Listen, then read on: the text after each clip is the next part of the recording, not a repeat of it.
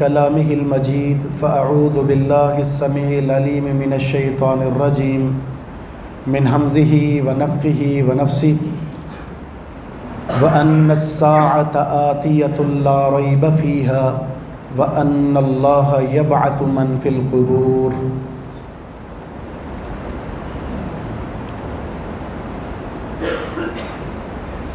वक़ाल नबी सल्लल्लाहु अलैहि वसल्लम इदा माता अहदुकुम उरिदा अलैहि मक़अदुहु बिलग़दाति वल अशी इन कान मिन अहलिल जन्ना फ़मिन अहलिल जन्ना व इन कान मिन अहलिन नार फ़मिन अहलिन नार युक़ालु हाज़ा मक़अदुका हत्ता यबअसकल्लाहु इलैहि यौमल क़ियामा औ कमा क़ाल अलैहिस्सलातु वस्सलाम। अल्लाह रब्बुल इज़्ज़त ने इंसान के ताल्लुक़ से एक ख़बर दी है। वो ख़बर ये है, हल अता अलल इंसानि हीनुम मिनद्दहरि लम यकुन शैअम मज़कूरा। एक वक्त ऐसा था कि इंसान काबिल ज़िक्र चीज़ न था, हमने इस इंसान को काबिल ज़िक्र चीज़ बनाया। इंसान की ज़िंदगी में 4 तरह के मराहिल हैं जिनसे वो गुज़र कर अपने हतमी, दायमी और मुस्तकिल मरहले में दाखिल होता है। एक आयत में अल्लाह रब्बुल इज़्ज़त ने इन्हीं मराहिल की तरफ इशारा फरमाया है, कैफ़ तकफ़ुरून बिल्लाह व कुन्तुम अमवाता फ़अहयाकुम थुम्मा युमीतुकुम थुम्मा युहयीकुम थुम्मा इलैहि तुरजाऊन। तुम कैसे कुफ्र करते हो उस ज़ात का, उस अल्लाह का कि तुम मुर्दा थे, फिर उसने तुम्हें ज़िंदगी दी, फिर वो तुम्हें मौत देगा, फिर वो तुम्हें ज़िंदगी देगा और फिर तुम उसकी तरफ लौटाए जाओगे। यहाँ इन मराहिल का जिक्र है। पहला मरहला इंसान के ऊपर जो था वो है अदम ज़िक्र का, उसका नामो निशान नहीं था। अल्लाह रब्बुल इज़्ज़त ने इस अदम से उसे वजूद बख्शा। यह है कुन्तुम अमवाता, तुम मुर्दा थे, यानी अदम ज़िक्र और नाकाबिल ज़िक्र चीज़ थे। फिर अल्लाह रब्बुल इज़्ज़त ने तुम्हें काबिल ज़िक्र चीज़ बनाया। वो कैसे कि अल्लाह रब्बुल इज़्ज़त ने तुम्हें एक माँ के बतन के अंदर, पेट के अंदर तुम्हारे लिए एक दूसरा मरहला जो काबिल ज़िक्र वाला है वो तुम्हें बख्शा। अहयाकुम कुन्तुम अमवाता फ़अहयाकुम, ये फ़अहयाकुम का माना है तुम्हें माँ के रहम के अंदर अल्लाह रब्बुल इज़्ज़त ने ज़िंदगी बख्शी। ये जो दौरानिया है, पहला मरहला, ये दौरानिया ऐसा है जिसमें इंसान 9 महीने या कम और बेश, कमी ज़्यादती के साथ, कोई इससे ज़ायद कोई इससे कम, वो इस रहम के अंदर रहता है। इस पर कौन से मरहले आते हैं, इस दौरान इसके साथ क्या होता है, अल्लाह की शफ़क़त और मोहब्बत का क्या आलम है, ये सारी गैबी चीज़, गैबी उमूर में से हैं जिस पर हमारा ईमान होता है। उसके बाद फिर इंसान इस दुनियावी ज़िंदगी में आता है। यह दूसरा मरहला है। वल्लाहु अखरजकुम मिन बुतूनि उम्महातिकुम ला तालमून शैया वजअल लकुमुस समा वल अबसार वल अफ़इदा। उस अल्लाह ने तुम्हें तुम्हारी माँ के पेट से निकाला है, तुम्हें कुछ भी खबर ना थी, फिर उसने तुम पर इनामात की बारिश कर दी, वो समात की सूरत में, वो बसारत की सूरत में, वो दिल की सूरत में। ये जो मरहला है उस पहले मरहले जिसमें इंसान माँ के पेट में होता है उससे कुछ वसी है, जिसमें इंसान पर बचपन भी आता है, जवानी भी आती है और बुढ़ापा भी आता है।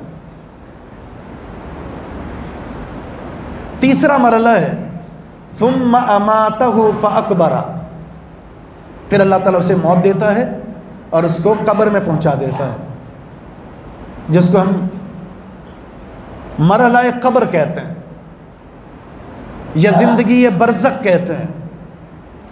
व मिन वराइहिम बरज़खुन इला यौम युबअसून। ये जो कब्र का मरहला है इस दूसरे मरहले से भी ज़्यादा वसी है, क्योंकि जो मर गया उस पर क़यामत कायम हो चुकी। अब नफ़ख़ा सानिया जब सूर फूंका जाएगा और सबको उठाया जाएगा, तब तक ये कब्र में है, और ये एक वसी और अरीज़ मरहला है। और उसके बाद तीसरा मरहला, सुम्मा इला रब्बिकुम तुरजऊन, तुम्हें तुम्हारे रब की तरफ लौटाया जाएगा। व अन्नल्लाह यबअतु मन फिल कुबूर, जो कब्रों में है अल्लाह रब्बुल इज़्ज़त इनको उठाएगा और मैदान महशर में ला खड़ा करेगा। ये मरहला इन पहले तीनों मरहलों के मुकाबले में वसी, लाफानी और ऐसा दायमी है जिसके लिए कोई जवाल नहीं है। हम एक लफ्ज़ सुनते हैं इंतकाल का, फलां का इंतकाल हो गया। इसका माना भी यही है कि इंसान जिसको अल्लाह ने अदम से वजूद बख्शा है, अब उसके लिए फना नहीं है, वो मरहले तय करेगा। माँ के पेट में आया, वहाँ से दुनिया में आया, कब्र में आया, माशर में आया, उसके बाद जन्नत और जहन्नम दायमी है, इंतकाल नहीं है।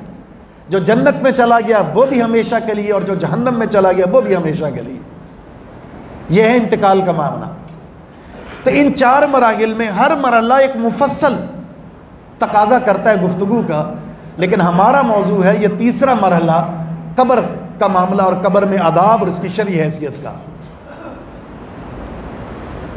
याद रखिए, जो कब्र का मामला है इसका आगाज़ मौत से शुरू होता है, मौत से। इसी वजह से रसूलुल्लाह सल्लल्लाहु अलैहि वसल्लम का फरमान है, अक्सिरू ज़िक्र हादिमिल लज़्ज़ात। ये जो लज्जत है ना, लज्जत, दुनिया की ज़िंदगी से मोहब्बत, इससे लुत्फ़ अंदोज़ होना, इसके साथ अपने ताल्लुकात को इस तरह उस्तवार कर लेना कि इसमें खो जाना,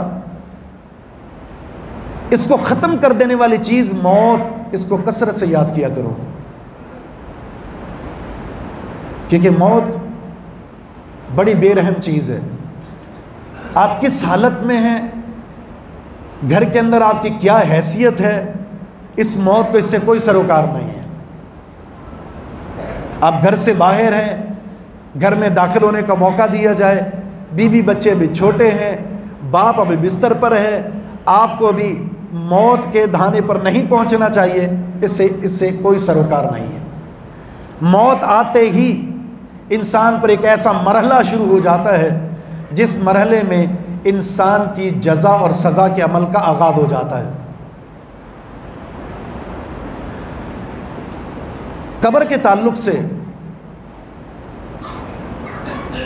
बहुत सारे फितने जो दीन के नाम से मारदे वजूद में आए हैं, उन फितनों में से ख़तरनाक फितना अज़ाब कब्र के इनकार के ताल्लुक़ से भी मौजूद है। हालांकि ये कब्र का एक ऐसा मामला है जिसके हवाले से हम आयात और हदीस आपके सामने पेश करेंगे कि ये मुसल्लम बात है, और इसकी वजह से इंसान के दिल में एक हैबत पैदा होती है कि मरने के बाद मुझे कब्र में इन मराहिल से गुजरना है। नतीजतन फ़िक्र आखिरत पैदा होती है, और आखिरत की फ़िक्र अगर सताने लग जाए तो इंसान के आमाल की इस्लाह पैदा हो जाती है। इसलिए कहते हैं ना कि आमाल की इस्लाह के लिए सबसे मुअस्सिर तरीन ज़रिया अगर कोई है तो वह फ़िक्र आखिरत का अकीदा मजबूत होना है। और फ़िक्र आखिरत का जो अकीदा है वो मौत, कब्र और माशर के ताल्लुक़ से है। जब इन चीज़ों के ताल्लुक़ से आपका नज़रिया मुस्तहकम और मजबूत और सही मनहज पर कायम होगा तो आपके अंदर आमाल की इस्लाह भी पैदा हो जाएगी। लेकिन अगर आप कब्र के ताल्लुक़ से, कब्र में अज़ाब के ताल्लुक़ से इस फितने में लोगों को मुब्तला कर देंगे कि इस कब्र के अंदर इंसान सो जाता है और कोई जज़ा और सज़ा का मरहला यहाँ से शुरू नहीं होता, अज़ाब कब्र नहीं होता, जो कब्र में पहुँच गया वो सो गया, हिसाब किताब का ताल्लुक आखिरत में है, ये एक फितना है, इस दौर में मौजूद है, और इस फितने का रद्द किताब व सुन्नत में मौजूद है, और किताब व सुन्नत में हर फितने का रद्द और उसका जिक्र मौजूद है। इस हवाले से हम भी तरतीब कुछ चीज़ें आपके सामने बयान करते हैं। सबसे पहली चीज़, कब्र आखिरत की मनाजिल में से पहली मंजिल है। बड़ी मशहूर हदीस है जिसमें उस्मान बिन अफ़्फ़ान रज़ी अल्लाह ताला अन्हु के ग़ुलाम हानी एक मौके पर उस्मान रज़ी अल्लाह ताला अन्हु को देख रहे हैं कि वो ज़ारो कुतार रो रहे हैं, दाढ़ी आंसू से तर हो चुकी है। जिक्र करते हैं अपने सैयद से, उस्मान रज़ी अल्लाह ताला अन्हु, आपके सामने जन्नत और जहन्नम का तस्करा होता है, आपका रोना इस कदर नहीं होता जिस कदर इस कब्र के पास बैठकर आप रो रहे हैं। इसकी वजह क्या है? कब्र का तस्करा हो या कब्र के मंजर को देखें तो रोने का ये अंदाज कुछ ज़्यादा है जहन्नम और जन्नत के तस्करे के मुकाबले में। तो जवाब क्या था? इन्नल कब्र अव्वलु मनाजिलिल आखिरह फ़इन नजा मिन्हा अहदुन फमा बादहु ऐसरु मिन व इल्लम यंजु मिन फमा बादहु अशद्दु मिन। फरमाया ऐसा क्यों ना हो, यह कब्र आखिरत की मनाजिल में से पहली मंजिल है, आखिरत की मनाजिल में से पहली मंजिल है। जो इस कब्र में कामयाब हो गया, बाद के मराहिल उसके लिए बहुत आसान है, और जो यहाँ कामयाब ना हो सका, बाद के मराहिल उसके लिए बड़े ही शदीद तर हैं।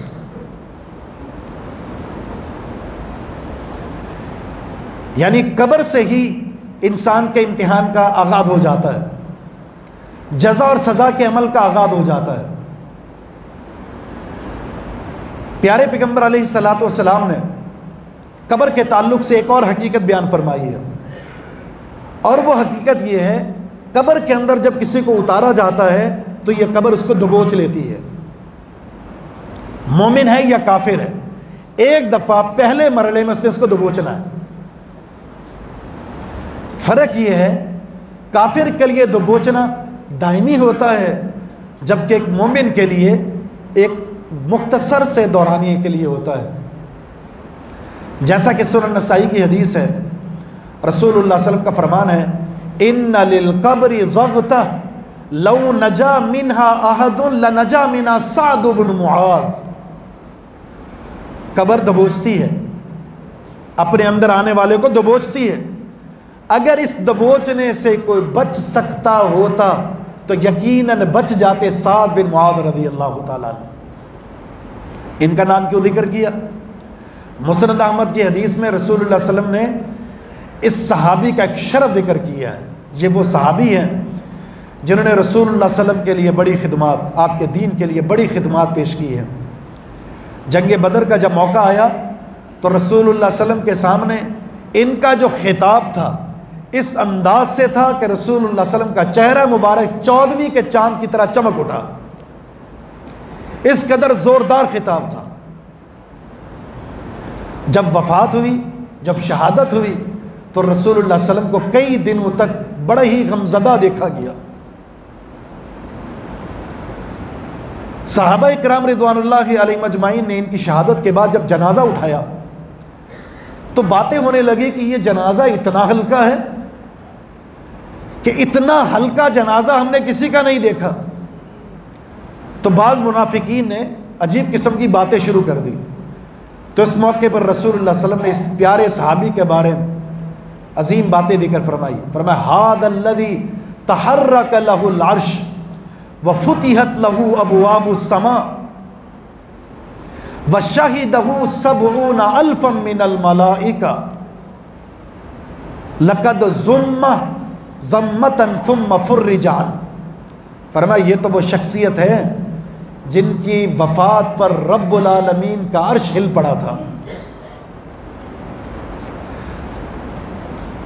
रब्बे अर्श का अर्श हिल चुका था, हरकत में आ चुका था इस साद की वफ़ात पर। ये तो वो सहाबी हैं जिनकी वफात पर रब्बुल आलमीन ने आसमान के सारे दरवाजे खोल दिए। ये तो वो सहाबी हैं जिनके जनाजे में 70,000 फरिश्ते शरीक हुए थे। फिर आपने फरमाया जब इनको कब्र में दफन किया गया तो कब्र ने इनको दबोच लिया और फौरन ही फिर उसके बाद कब्र को खोल दिया गया।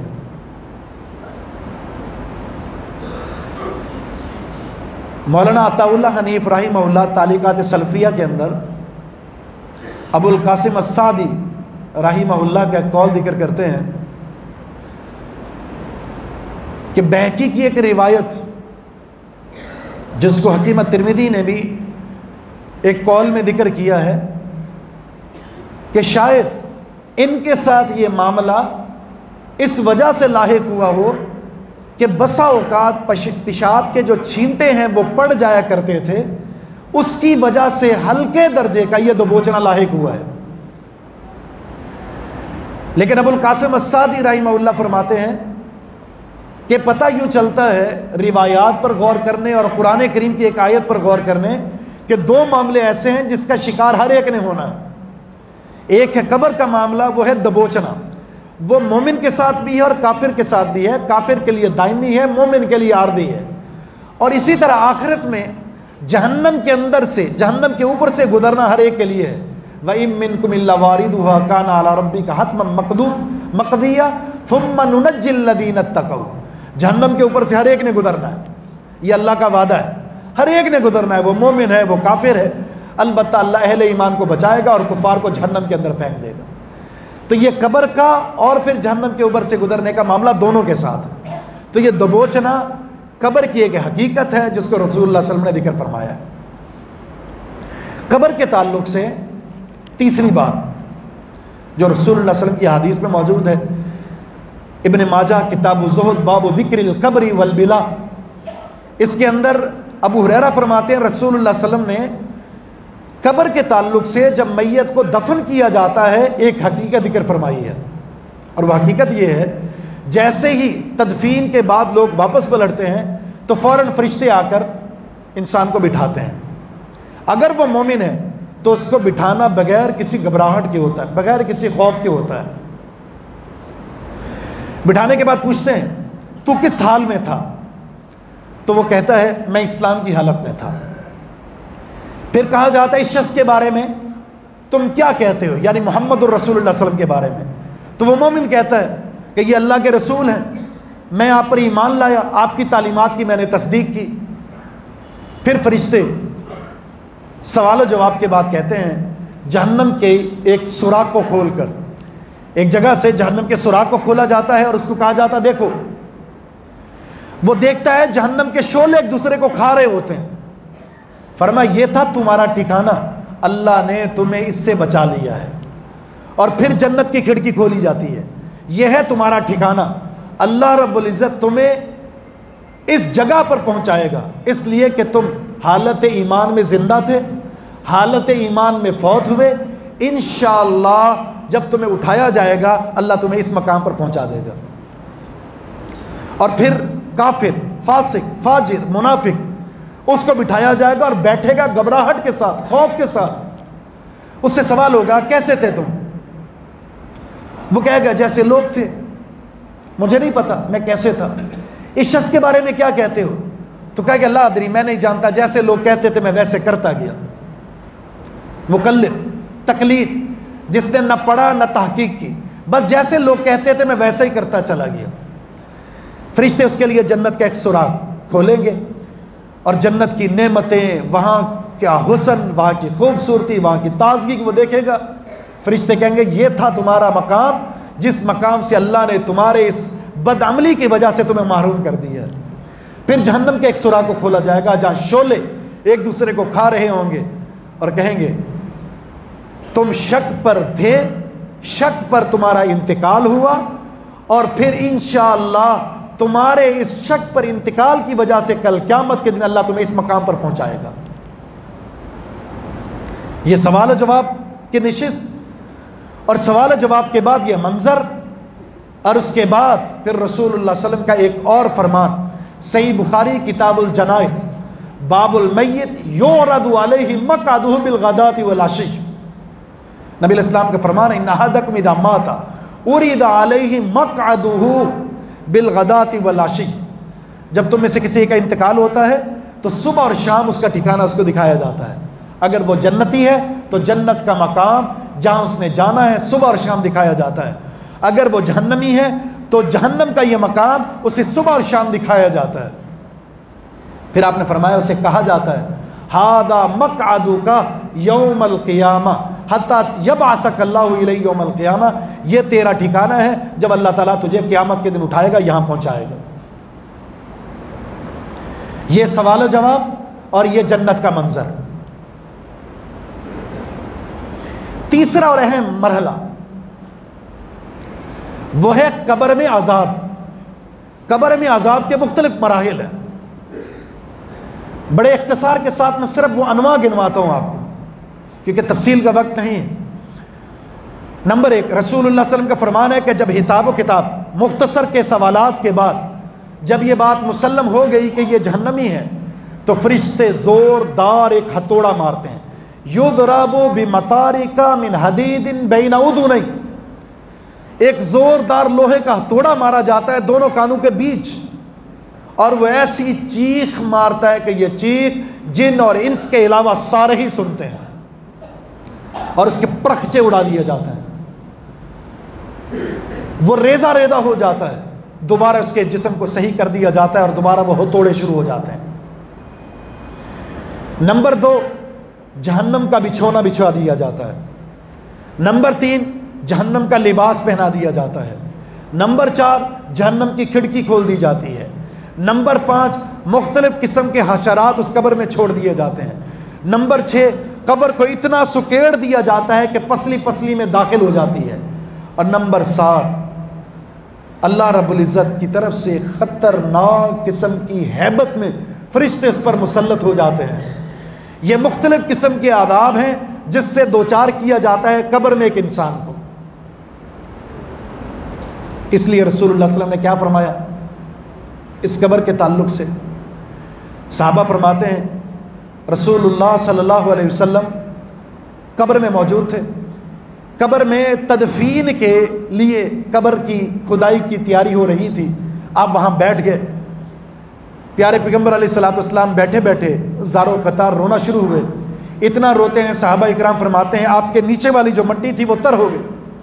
फिर आपने सहाबा से फरमाया, या इख्वानी लिमिस्ली हादा फ़ाइद्दू, ऐ मेरे सहाबा, ऐ मेरे भाइयों, इस कब्र की तैयारी करो, इसलिए कि इन्नल मौता इन्ना हादिहिल उम्मा तुबतला फी कुबूरिहा, इस कब्र के ताल्लुक से इस उम्मत के अफराद को आजमाइश में डाला जाएगा। ये आजमाइश होगी, लिहाजा इस कब्र की तैयारी करो। और कब्र की तैयारी के ताल्लुक से रसूलुल्लाह सल्लल्लाहु अलैहि वसल्लम ने एक हकीकत बयान फरमा दी है, और वह हकीकत ये है, यतबाउल मय्यित सलासा, मैयत के पीछे 3 चीज़ें जाती हैं, अहलुहु व मालुहु व अमलुहु फयरजिउ इत्नान व यबका वाहिद। 2 चीज़ें वापस आ जाती हैं और एक चीज़ साथ रहती है। फयरजिउ अहलुहु व मालुहु व यबका अमलुहु, 2 चीज़ें वापस आती हैं, एक है अहल व अयाल, दूसरा है माल। ये दोनों चीज़ें वापस आ जाती हैं, और जो चीज़ साथ कब्र में रहेगी, जो असल तैयारी है जिसमें कब्र के अंदर इंसान को एक राहत और सुकून मिलेगा, और वो चीज़ है इंसान का अमल। कभी भी इंसान का अहल उसके साथ वफा नहीं करता, उसका माल उसके साथ वफा नहीं करता। अगर वफा करने वाली कोई चीज़ है तो वो अमल है। अमल वो चीज़ है जिसने इंसान की कब्र के अंदर उसकी कब्र की इस मरने वाली ज़िंदगी को उसके लिए आसान बनाना है। कब्र है या माशर है, असल तैयारी का मामला ये है, इंसान आमाल सालिया के अंदर अपने आप को दाखिल कर दे और अमल साले करके इस कब्र के और माशर के मामले और सख्त तरीन मराहिल की तैयारी से अपने आप को मुस्तैद करने की कोशिश करे। अब अहम तरीन मरहला, सबसे अहम तरीन बात, जो फितना है ना कि अज़ाबे कब्र नहीं होता। कुछ शुबहात हैं उनके। मसलन एक शुबा ये है, वो कहते हैं कि कुरान करीम एक आयत है जो सूरह यासीन में है, कालू या वैलना मम बाअसना मिन मरकदिना हादा मा वअदुर रहमान व सदकल मुरसलून। इस आयत में अल्लाह रब्बुल इज़्ज़त के सामने ये लोग कहेंगे, जब इनको कब्रों से उठाया जाएगा तो कहेंगे हमारी ख्वाबगाह से हमें किसने उठाया। मरकत कहते हैं ख्वाबगाह को, जहाँ इंसान सोता है। हमारी इस ख्वाबगाह से हमें किसने उठाया। तो इससे ये फितना परवर गिरोह ये कहता है, देखें वो ख्वाबगाह में थे। ख्वाबगाह का माना यह कि उन्हें अदाब नहीं हो रहा था। एक ये शुबा है। दूसरा शुबा ये है, कहते हैं कि अगर कब्र में अदाब होता है तो महसूस क्यों नहीं होता, नजर क्यों नहीं आता। बसा औकात कब्रें खुली भी होती हैं, बसा औकात मैयत इंसान के सामने हॉस्पिटल में प्रैक्टिकल हो रहा है, उस पर फिरौन की लाश है, नजर नहीं आ रहा अजाब। तीसरा शुबा यह है कि जजा और सजा क़यामत के दिन है, तो फिर कब्र में जजा और सजा कैसे हो सकती है। ये तीन बुनियादी तौर पर शुबहात हैं।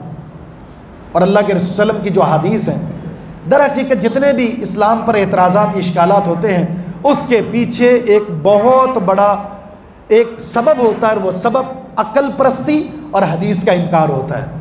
ये भी दर हकीकत मुनकरीन हदीस में से हैं और अक्ल परस्त गिरोह है। सही बुखारी की सही तरीन रिवायात को रुवात पर ऐसी कदगन लगाकर जिसमें उनकी अपनी हैसियत नहीं है, लेकिन फुला रावी पर फुला इल्ज़ाम लगाकर झूठा करार देकर हदीस को इनकार कर दिया। तो हम पहले शुबे की तरफ आते हैं। पहला शुबा क्या था, मन बासना मिन मरकदिना हादा, हम ख्वाबगाह में थे, हमें किसने उठाया। इसके मुफस्सिरीन ने बहुत सारे जवाब जिक्र किए हैं। मसलन एक जवाब तो यह है कि इंसान जब कब्र के मरले से आखिरत के मरले में दाखिल होगा, उसकी हैबत को देखने के बाद वो कब्र में अजाब को या उसकी हैबियत को भूल जाएगा। कब्र के मरले को वो भूल जाएगा जब मैदान महशर की हैबत को देखेगा, क्योंकि उस दिन अल्लाह रब्बुल इज़्ज़त का जो गुस्सा है, हदीस में आता है, ना इससे पहले कभी था ना इसके बाद कभी होगा। हत्ता के तबरानी की रिवायत के अल्फाज हैं, बास पर ऐसा अज़ाब होगा कि वो अल्लाह से तमन्ना करेंगे, या रब्बुल आलमीन हमें जहन्नम में डाल दे लेकिन यहां से बचा ले। तो वह इतना खतरनाक फितना है, इतनी खतरनाक आजमाइश है कि कब्र के मामले को भूल जाएंगे। जिसकी मिसाल यूं भी समझ सकते हैं आप कि हम पर इस दुनिया के अंदर आने के बाद एक बात हमें बिल्कुल याद नहीं है और क़यामत के दिन वो याद आ जाएगी। वो है आलम अरवा के अंदर अल्लाह ने हमसे एक अहद लिया था, अलस्तु बिरब्बिकुम, क्या मैं तुम्हारा रब नहीं हूँ। सब ने कहा था बला, यह अहद लिया था और हमने यह अहद किया था, लेकिन हम में से किसी को याद है, दुनिया में आने के बाद भूल गए और आखिरत में याद आएगा। बिल्कुल जब मैदान महशर में जाएंगे तो अपने दुनिया के मरले को भूल जाएंगे कि हमारे साथ क्या हो रहा था। यहाँ की सख्तियाँ उन पर ऐसी हैबत तारी करेंगी कि कब्र की हैबत को भूल जाएंगे। कुरान में इसकी बहुत सारी मिसालें मौजूद हैं। अल्लाह रब्बुल इज़्ज़त ने किसी को 100 साल सुलाया, किसी को 300 से ज़ायद साल सुलाया, और जब उठाया तो अल्लाह ने पूछा कितना सोए हो, तो कहा एक दिन या एक दिन का कुछ हिस्सा। वो याद ही नहीं है कि हम 300 साल सोए हैं, 100 साल सोए हैं, लेकिन उठने के बाद याद नहीं, भूल गए। इसलिए कि बाद का मरला पहले के मरले के मामलात को भुला देता है। दूसरा मुफस्सिरीन ने जवाब यह दिया है कि दोनों नफ़कों के बीच में, एक वो नफ़का जिसमें सारे मरेंगे, दूसरा वो नफ़का जिसमें सारे उठाएंगे, इन दोनों नफ़कों के बीच में अल्लाह रब्बुल इज़्ज़त एक वक्त लाएगा जिस वक्त में अहले कुबूर से अदाब को ख़त्म कर दिया जाएगा और उनको कुछ देर के लिए सुला दिया जाएगा। उसके बाद फिर दोबारा नफ़का होगा और खड़े कर दिए जाएंगे। इस वजह से वो कहेंगे हमें किसने नींद से उठा दिया है। दूसरा मामला, दूसरा उनका शुबा ये होता है कि नज़र क्यों नहीं आता। मैयत हमारे सामने होती है, नज़र क्यों नहीं आता। तो कुरान करीम की बहुत सारी आयत हैं जो इस बात पर दलालत करती हैं। तो पहले तो ये 3 बातें जहन में रख लें आदाब कब्र नज़र ना आने की वजह। एक तो अल्लाह रब्बुल इज़्ज़त का हमारे साथ रहम का मामला है। रहम का मामला यूं कि अगर अल्लाह रब्बुल इज़्ज़त अगर किसी इंसान के बारे में ये बता दे कि उसकी बीवी को कब्र के अंदर शदीद अदाब हो रहा है, उसके बच्चे को शदीद अदाब हो रहा है, उसके बाप को शदीद अदाब हो रहा है, जो शख्स दुनियावी ज़िंदगी में अपनी औलाद, अपनी बीवी बच्चों की तकलीफ़ को बर्दाश्त नहीं कर पाता, अगर कब्र के अदाब को उसके सामने दिखा दिया जाए तो बताइए उसकी रूह को चैन आ सकता है? कभी भी नहीं। तो ये अल्लाह की हिकमत है कि उसने नहीं दिखाया। दूसरा, अल्लाह रब्बुल इज़्ज़त इंसान की ज़िल्लत और रुसवाई नहीं करना चाहता। अगर किसी के बारे में ये बता दिया जाए कि तुम्हारे बेटे को कब्र में अदाब हो रहा है, तुम्हारी बीवी को हो रहा है, तुम्हारी माँ को हो रहा है, तुम्हारे बाप को हो रहा है, तो बताइए लोगों के सामने ये बात अगर किसी के ऐब पता चल जाता है तो उसको जीने नहीं देते। कब्र के मामले में ये बता दिया जाए तुम्हारी बीवी, तुम्हारे बाप, तुम्हारी माँ, तुम्हारे बच्चे को अदाब हो रहा है, तो उसकी इज्जत रहेगी माशरे में? बिल्कुल नहीं। तीसरी बात, तो रसूलुल्लाह सल्लल्लाहु अलैहि वसल्लम का फरमान है, लौला अल्लाह तदाफनु लदअउतुल्लाह अन युस्मिअकुम मिन अज़ाबिल क़ब्रि मा अस्मअु मिन। अगर ये ख़तरा ना होता कि तुम कब्र में मैयत को दफन करना छोड़ दोगे तो मैं अल्लाह से दुआ करता कि रब्बुल आलमीन तुम्हें अज़ाब कब्र सुना दे, जो मैंने सुना है। सिर्फ इस वजह से कि तुम तदफीन छोड़ दोगे मैंने ये दुआ नहीं की। तो ये तीन तो होगी हिकमतें। फिर नज़र ना आने की आपने तौजीह की कि नज़र नहीं आता, तो बहुत सारी चीज़ें नज़र नहीं आती। कुरान में अल्लाह ने फरमाया, अन्नल्लाह यस्जुदु लहु मन फिस समावाति व मन फिल अर्द वश्शम्सु वल कमरु वन नुजूमु वश्शजरु वद्दवाबु व कसीरुम मिनन नास। अल्लाह रब्बुल इज़्ज़त के लिए ज़मीन में सारी चीज़ें सजदा कर दी, सब। वो सूरज है, वो चांद है, वो सितारे हैं, वो पहाड़ हैं, वो हजर हैं, वो शजर हैं, और लोग अल्लाह को सजदा रेज़ है। आपने कभी किसी जानवर को सजदा करते हुए देखा? आपने सूरज को सजदा करते हुए देखा? चांद को, पहाड़ को? किसी को नहीं। वइन मिन शैइन इल्ला युसब्बिहु, कोई भी चीज़ नहीं है मगर अल्लाह की तस्बीह करती है। हमने कभी तस्बीह सुनी है? तो जो चीज़ नज़र ना आए क्या उसका इनकार कर दिया जाए? बिल्कुल नहीं। इन्नल्लाह अला कुल्लि शैइन कदीर। जब ये चीज़ें महसूस नहीं हो रही तो फिर इनको अदाब हो रहा है, चाहे आपको महसूस ना हो। फिर अल्लाह रब्बुल इज़्ज़त ने फ़िरौन के ताल्लुक से खुद कुरान में जिक्र किया है कि अदाब हो रहा है फ़िरौन के बारे में।